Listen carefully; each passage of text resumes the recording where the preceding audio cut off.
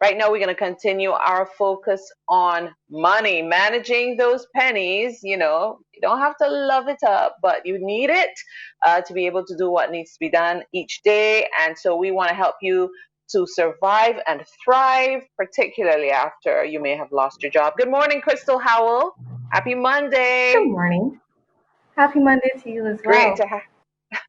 Thank you so, so much. So, we are continuing with a conversation that we started a couple weeks ago, really. And this is in an effort to get people focused on getting through it and not focusing on the problem of what may seem like no money or not enough. Yes. So last week we would have Hmm. tackled the difficult part for me, anyhow, in terms of what is hopefully the worst case scenario if you get to the point where you have to start selling any of your assets, or worst case scenario, your most valuable assets. So we're putting that absolute worst case scenario into last week, and I'm glad that that part is over and done with. And hopefully we can move on to tackling some more manageable solutions. So the next one we're going to be Hmm. looking at dealing with your unemployment benefits, which many persons have already, given the numbers and the statistics that we've been hearing in the news, many persons have already Yes, started to utilize. But unemployment benefits are usually only temporary. So we don't want persons to get comfortable with the idea that this is going to be a forever stream of income. It is a temporary situation that would help you to hopefully get hmm, on your feet until another option becomes available. And given the situation with the right. pandemic, there is so much uncertainty. Within that time that you're having these unemployment benefits, you really, really need to be looking at alternative streams of income.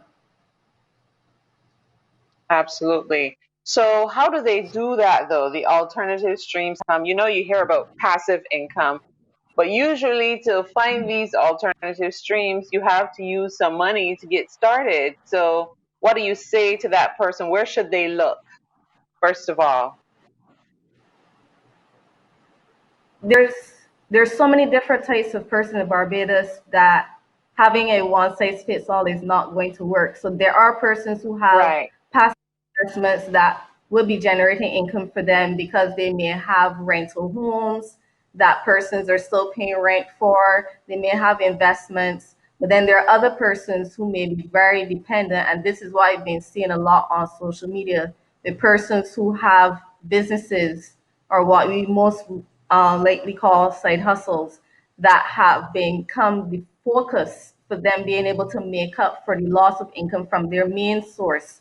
So many persons may Yeah. be experiencing right now being on partial leave where they may be working 2 or 3 days a week as opposed to full time. Some persons may be on half pay, and the side hustle has been the thing that has had to step up. I've even seen persons saying that they have 3 and 4 streams of income, but only one was able to sustain them because of COVID. And it has really hit home the need to diversify, which seems like such an impossible task for people because you feel so stretched at the end of the week that to ask to do more seems difficult. But these are very tough times, and looking to multiple streams of income is going to, for some persons, become the way that they survive. Right. Absolutely. Okay, so you've got to know what you have, like maybe within your space. Skills are always something you Yes, can call on. If you have any talents, start there with something that will not be yes. difficult to set up as well. And in these times in particular, if you can use that employment income to help boost what you may have already started, as they keep saying, you don't Yeah. have to start perfect, but you really have to start and perfect it along the way as you're going along. So if you are into baking, if you're into mechanics, whatever it is that you're into, you have to make sure that as you are starting or continuing that venture, that you continue to improve because your competition is going to become exponentially larger now that so many persons are going to be looking to be exploring side hustles and getting into small business ventures. If there are grants that you can apply for, they are out there. So you're going to have to do the work to look them up. There are persons and institutions that promote these things, And that grant money could be invaluable in you taking your side business to the next level so that it can generate even more income for you. Okay, well, these are definitely good tips. The thing that in the final minute, Crystal, one of the things that people always gravitate to is food. And sometimes you wonder, all right, should I just go into this because it seems so congested? But do you look at that, or do you just decide on doing one thing or one type of food really well? What would your suggestions be? I have heard people say that all the time, and one meme that I always found funny where that's concerned, when you go into the supermarket and you see a million types of bread, nobody says, why did this person decide to go and get into being another It's bread? true.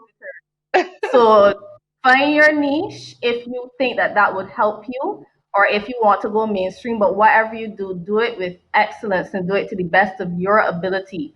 And try to find what is missing from the market, if at all possible, that the demand will be there for. And listen to your customers. If you put a product out there and they're not responding well, change it up.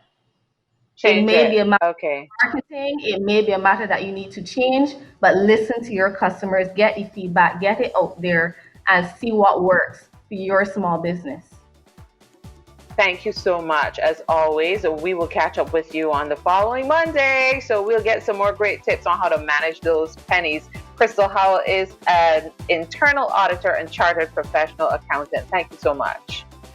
You're welcome, as always.